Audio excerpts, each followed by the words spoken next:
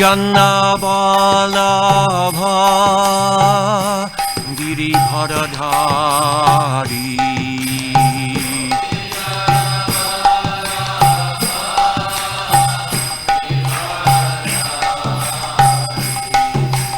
Gopi Janabalabha Giribharadhari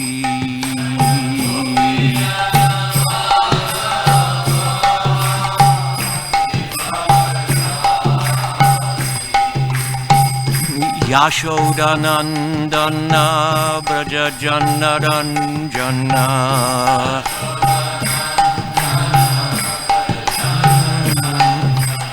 Yashodanandana Braja Janaranjana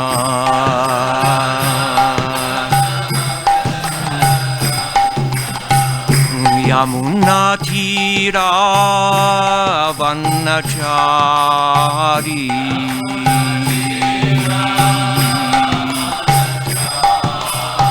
Yamuna Tira Vanachari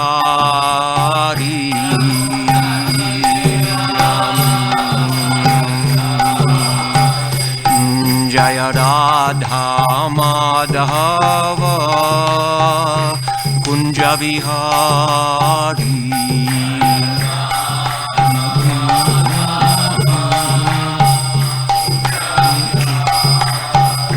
Jaya Radha Madhava Kunja Vihari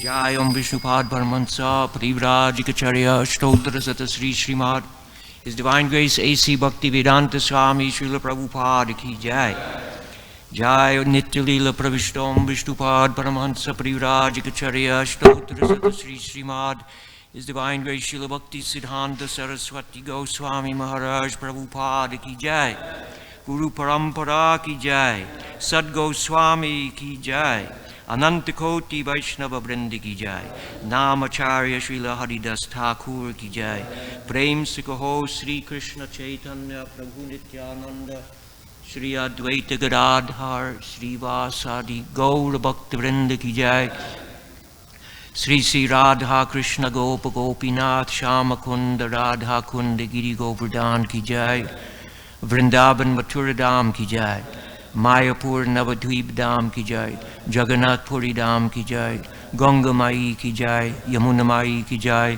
Bhakti Devi Ki Jai Tulsi Devi Ki Jai Harinam Sankirtan Ki Jai Brihat Mridanga Transcendental Book Distribution Ki Jai Sri Sri Rukmini Dwarkadisha Ki Jai Jagannath Baladev Subhadra Ki Jai Sri Sri Gaur Nitai Ki Jai Gaur Premanandi.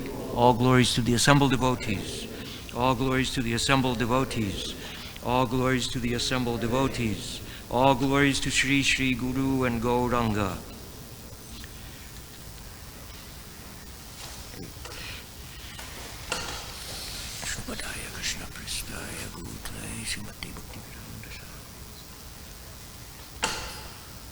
Om Gyanatimirandasya Gyananjana Shalakaya Chakshurun Militam Yena Tasmai Sri Gurave Namaha. Jai Srila Prabhupada. Om Namo Bhagavate Vasudevaya. Om Namo Bhagavate Vasudevaya. Om Namo Bhagavate Vasudevaya. Narayanam Namaskritya Narang Chaiva Narottamam Devim Saraswatim Vyasim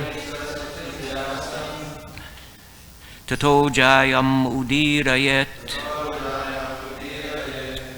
So we're reading from Srimad Bhagavatam, Canto 3, Chapter 14, text number 19. Yang ahuratmano hyardhang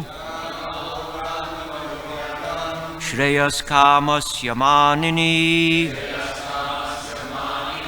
yasyam swaduram adhyasya pumanscharati vijvara yang ahuratmano hyardham Shreyas kamasya manini yasyam swaduram adhyasya pumanscharati vijvara yamahuratmano hyardham Shreyas kamasya manini yasyam swaduram adhyasya pumanscharati vijvara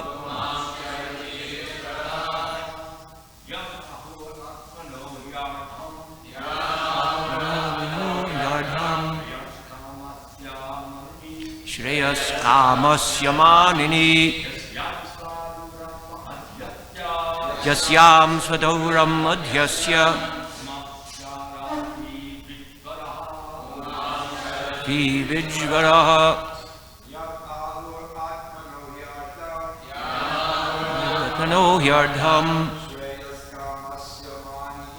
Shreyas kamasya manini yasyam saduram adhyasya pumanscharati vijvara ahuratmano yardham Shreyas kamasya manini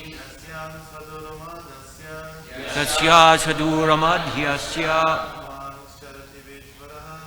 pumanscharati vijvara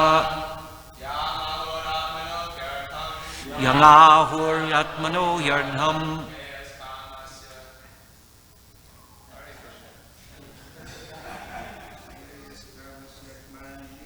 Shreyas kamasya manini yasyam swaduram adhyasya pumanscharati vijvara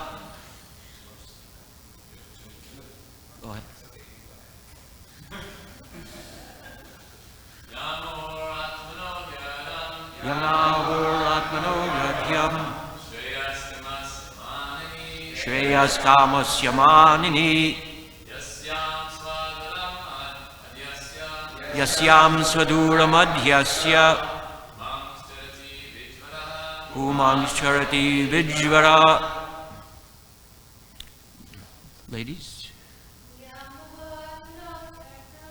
Yang ahuratmano yardham Shreyas kamasya manini yasyam swaduram adhyasya pumanscharati vijvara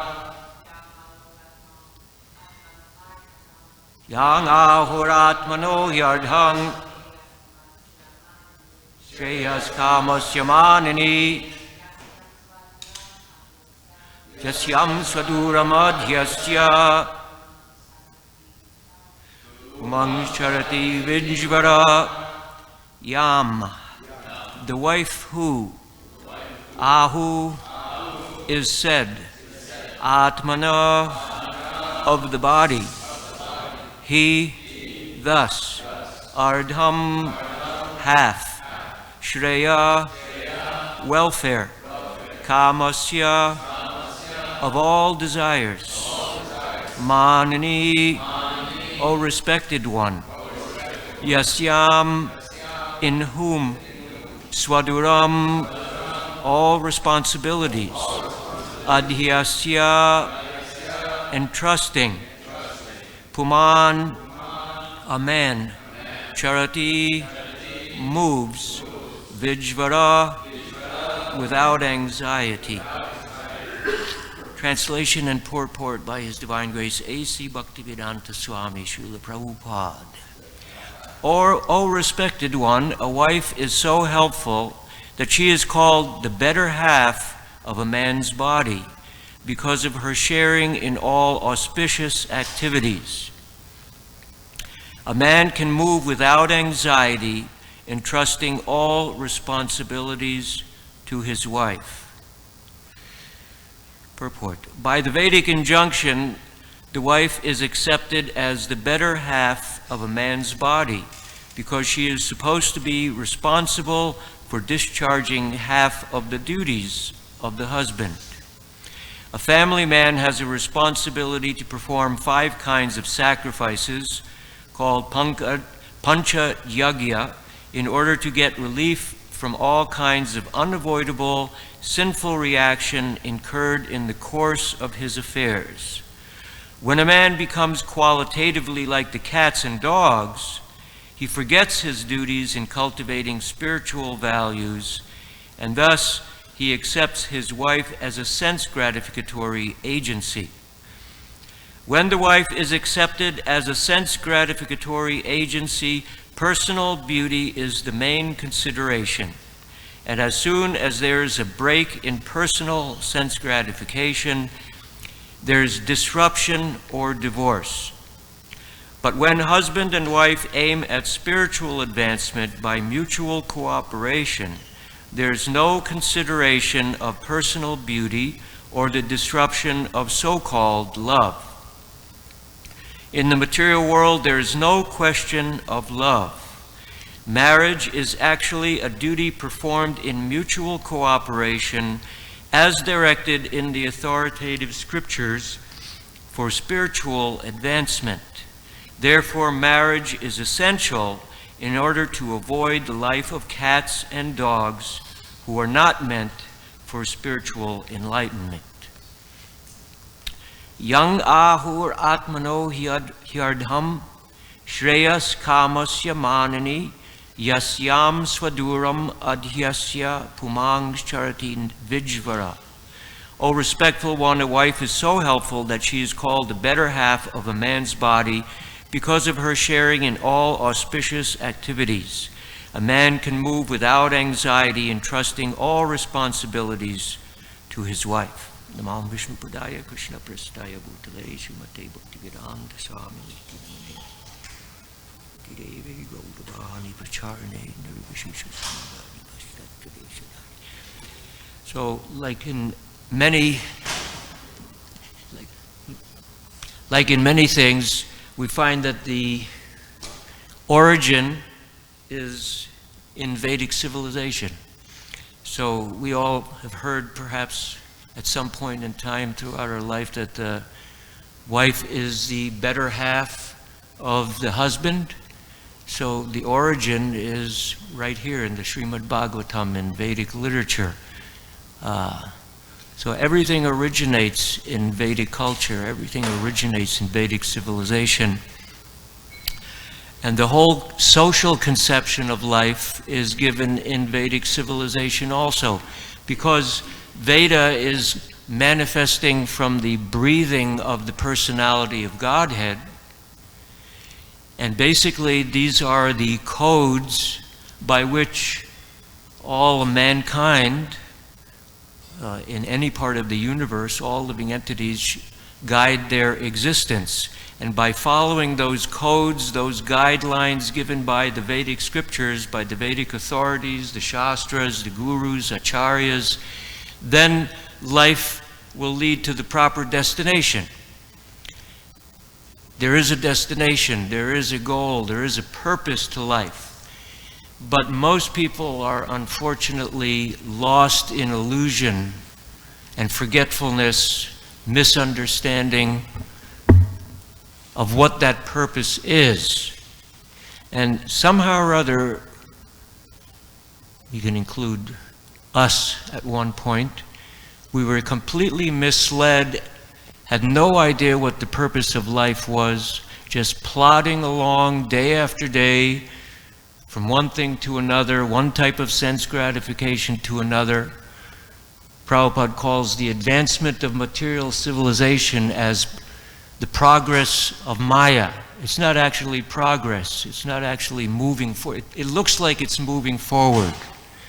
We got better cars, better television sets, better phones, better ways of communicating, and it's supposed to make life simpler, and more types of enjoyment are there, and entertainment and sports and all these things, and it's just an endless fever to progress and to enjoy our bodies, basically enjoy our senses.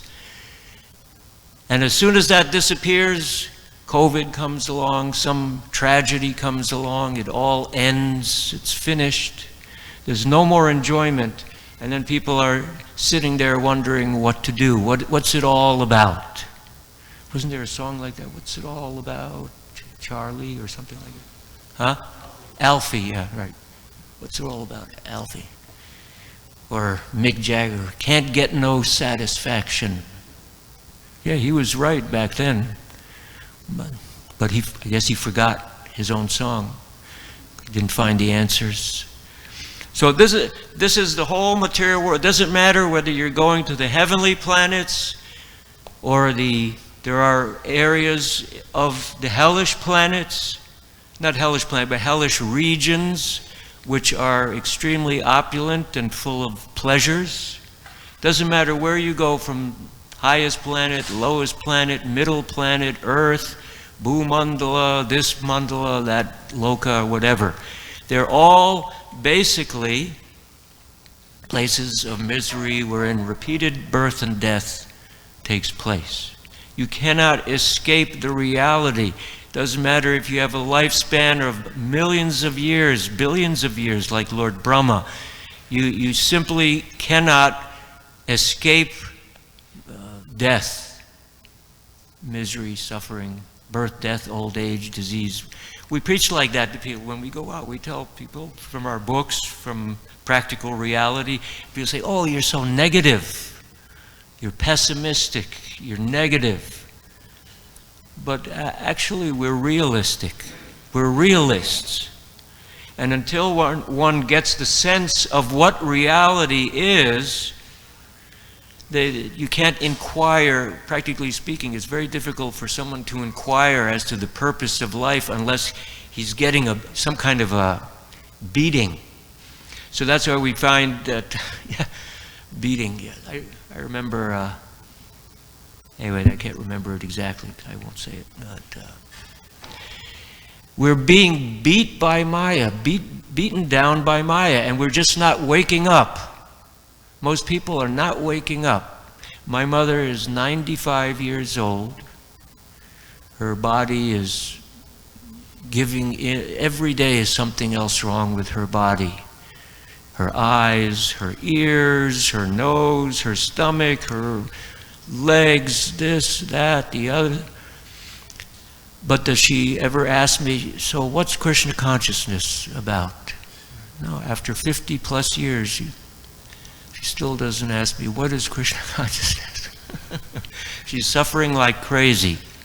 All she wants to do is die.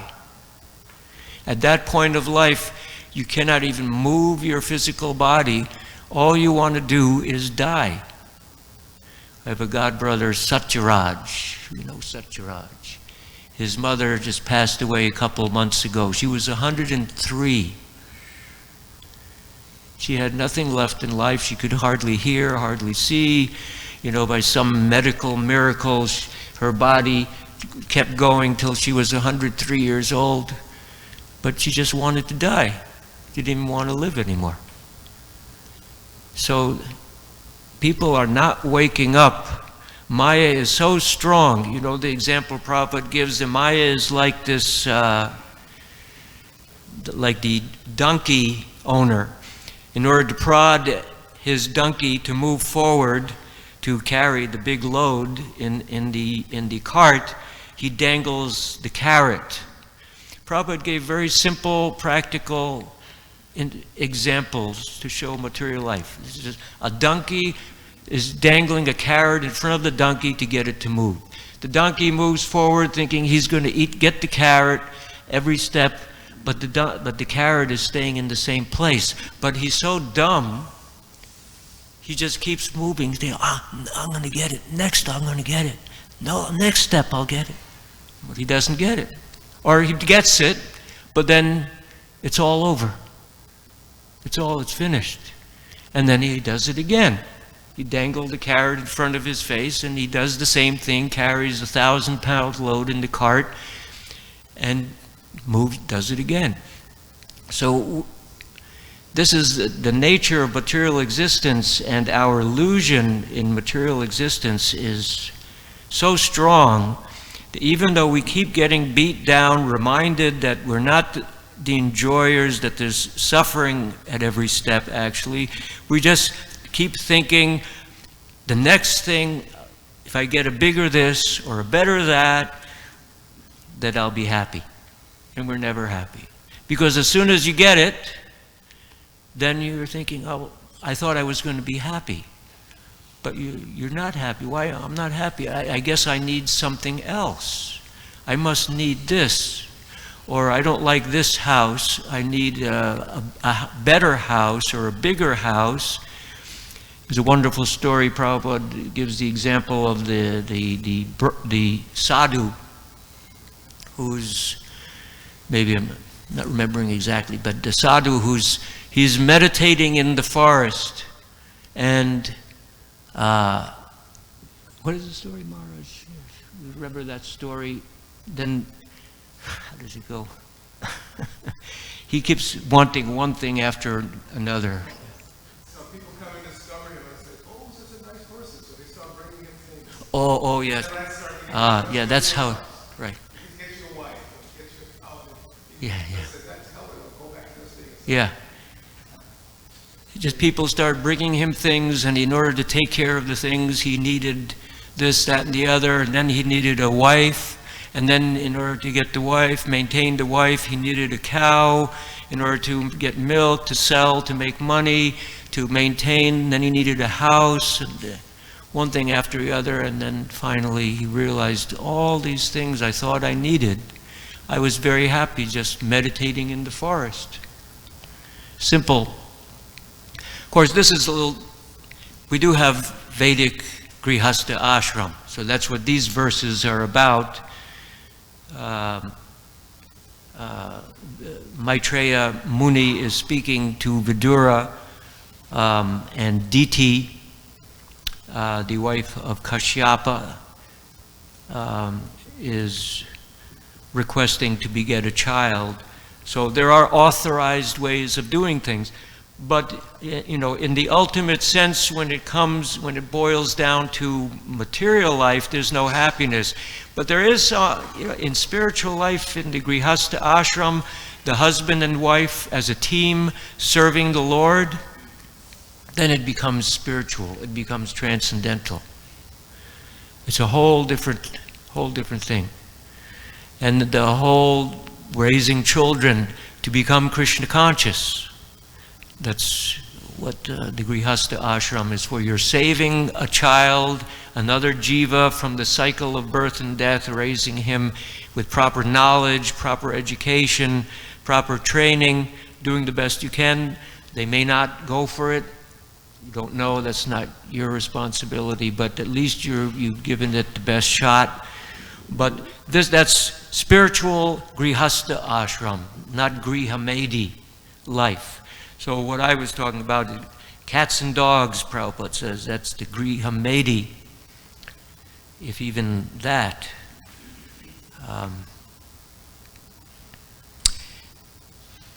So I wanted to bring up one other topic in relationship to this that our Hari Parshad mentioned the other day in his lecture. He was talking about lust, and because we're reading about, you know, Diti's lustful propensity, she didn't wait to the proper time for conception with her husband, so she was influenced by lust. And the origin of lust, we hear about how we're all infected by lust and desire. So what is the origin? And it's explained very nicely in the Brahma Samhita. the origin. But we know the origin of lust is the desire to enjoy, and it's a perverted reflection of love of God. When love of God becomes perverted, turned around from the Lord, when we become averse to the Supreme Personality of Godhead and desire to what's called in the Chaitanya Charitamrita, I heard these first in Maharaj's readings, Viparyayo Smriti. You remember those words? Okay. And then Viparyayo Smriti. Lord Chaitanya uses these two words in his instructions to Sanatan Goswami and also I think Rupa Goswami. It means being the competitor of God. This is the disease that we have as conditioned souls, Baddha Jiva, eternally conditioned souls, is we want to compete with the Supreme Enjoyer, Rukmini Dwarkadish. They are the supreme enjoyers. Krishna is the enjoyer. Radharani is providing him the enjoyment, serving Dwarkadish. And we as conditioned souls, we want to compete with that. So that's why we come to the material world. And that's where the origin of lust is.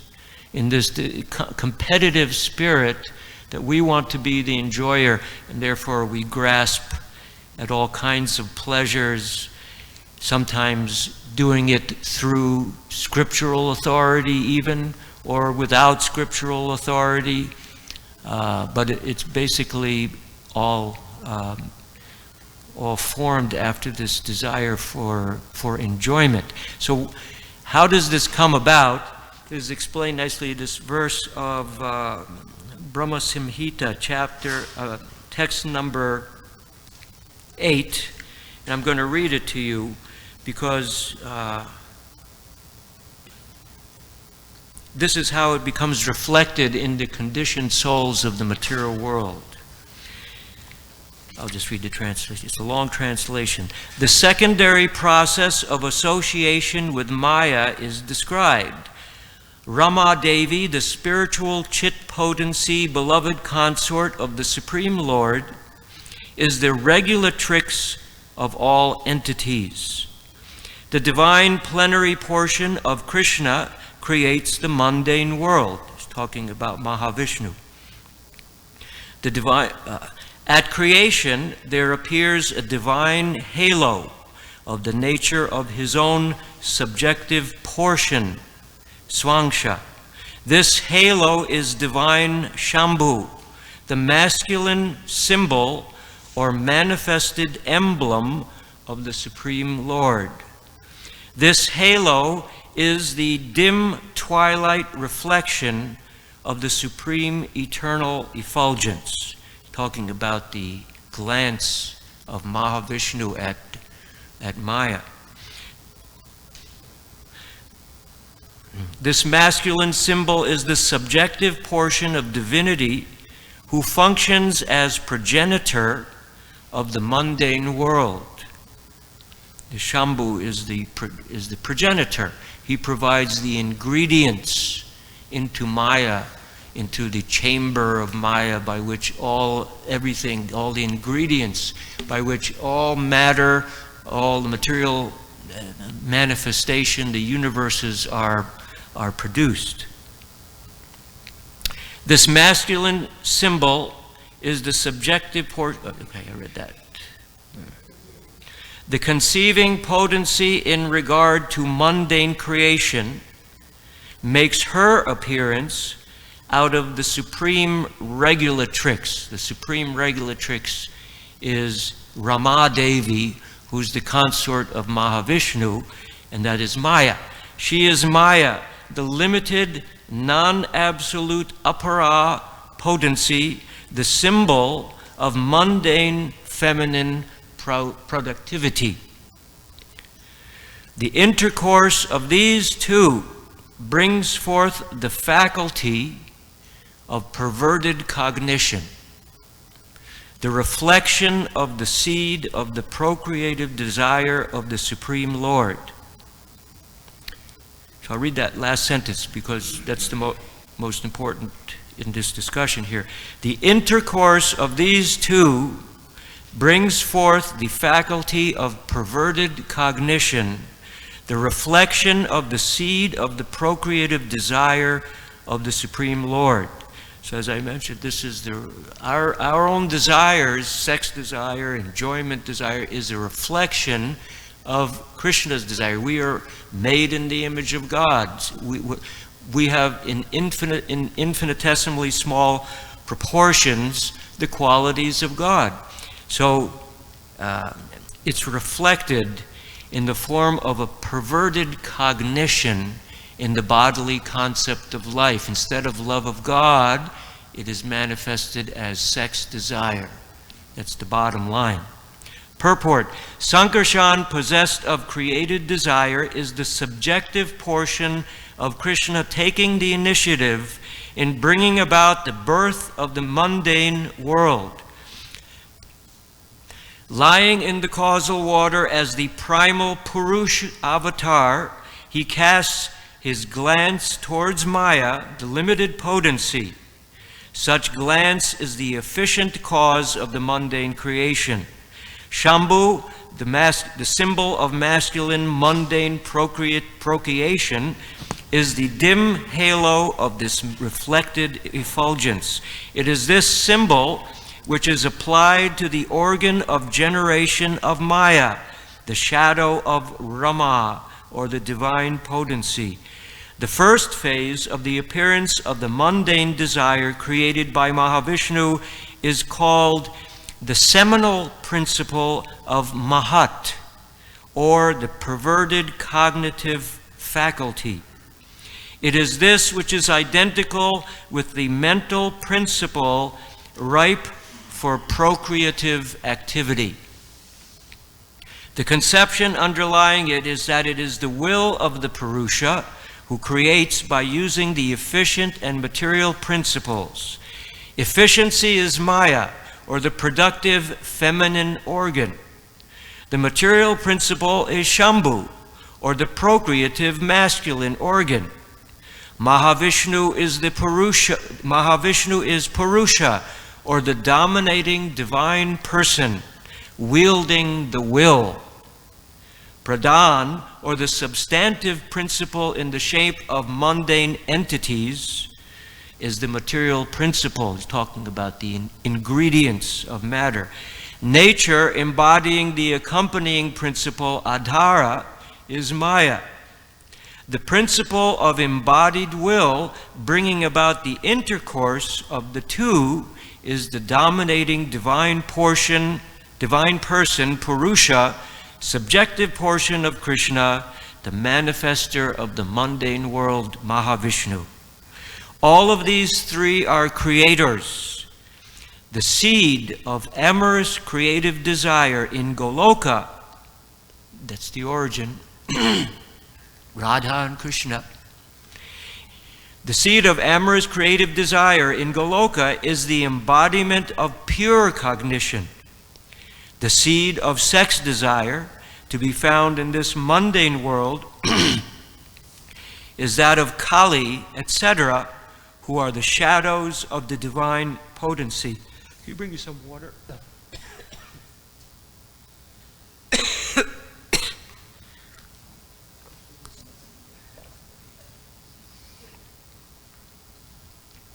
The former, the spiritual, although it is the prototype of the latter, is located very far from it. The seed of the mundane sex desire is the perverted reflection in this mundane world of the seed of the original creative desire.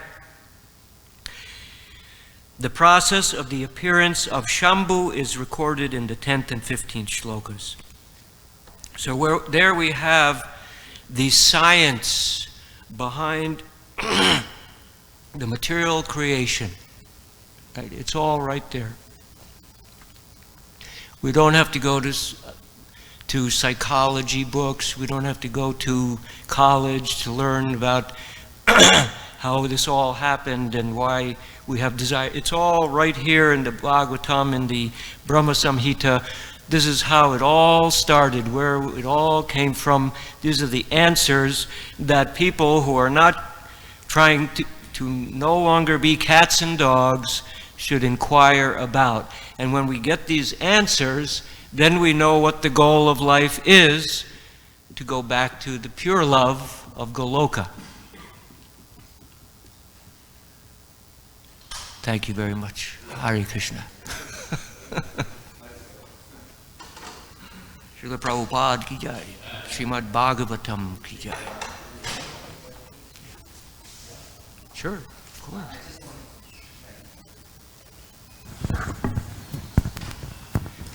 Maharaj knows all the answers. He just wants to help me. That's why I'm asking you. More. Well, the only question that I have is the one which really causes people to not really know what to ask for. They don't know that there is a difference between spiritual consciousness and material consciousness. You've described very nicely material consciousness and the sense gratificatory aspects of it. But spiritual consciousness also has pleasure, but a different kind of pleasure. And that's very important that we get that information out there, that they don't have to take the lower type when there is a higher type, but you do have to work for the higher type. You have to earn it. You have to do what is necessary to achieve it. So, but then again, in anything in life, you have to, if it's valuable, if it has some use, you have to work for it to achieve it. So this is really something that we need to let people know, the difference between higher consciousness, which is basically the attempt on the part of the devotee to share or to give as much pleasure to the Supreme Lord as they possibly can, and always feel that it's not enough, because God deserves so much that we cannot even conceive of it. So when we have this idea, this is what brings real happiness, because the Lord, seeing us wanting to give or wanting to offer, wanting to give Him that pleasure, or increase His pleasure, because He's always full of pleasure, wants to reciprocate. And the reciprocation comes to us in the form of our heart. And we begin to feel the blissfulness of pure Krishna consciousness. This is something which comes from God. It's not something you can manufacture. It's not something you can just do a mantra. But what is really important is that we understand that God is all-powerful, all gracious, all kind, all sweet, all loving, and has the power to give us that different consciousness that I was speaking at the very beginning, which we call Krishna consciousness, or love consciousness, or pure consciousness, which is the consciousness of the Supreme Lord. And if we have that, we have nothing more to want, because it's not something that disappears. It's always with us in greater or lesser degree. And that's really the greatness of Krishna consciousness. It's always there once you achieve it, assuming that you achieved it through proper means. That's all. Right. Thank you very much. Yeah, that's a very important point, Maharaj, that Vishaya vinivartante niraharasya dehina rasa varjam rapsopyasya param drishtva nivartate. We have to teach people how to get the higher taste. Yeah. Yes. So in purport, Srila Prabhupada said, and is only actually reason for divorce is sense gratification. To or one person or another or both of them. So you cannot go around that. So only reason for divorce in Grihastha lives is sense gratification. That's it. Prabhupada said like that. Yeah. It's amazing. And as soon as the sense gratification is finished, then there's divorce. Prabhupada says that, right? As soon as the beauty is finished, or some disagreement, then the relationship is finished, because there's no center. What is the center? What is the center of life? If there's no Krishna consciousness in the center of life, serving Godhead, it's just my pleasure, my happiness. And then as soon as my happiness is curtailed or obstructed or is disagreement because of this or that, then the relationship ends. And then you try it with somebody else, and then you try it with somebody else, and it's endless. Then you change your body and do it again in a dog body or a mouse body or a cockroach body. Vicious cycle. Vicious cycle. Vicious cycle. We can't get it through our head, the vicious cycle. Any other questions? So thank you very much. Hare Krishna, all glories to Srila Prabhupada. Hare Bol.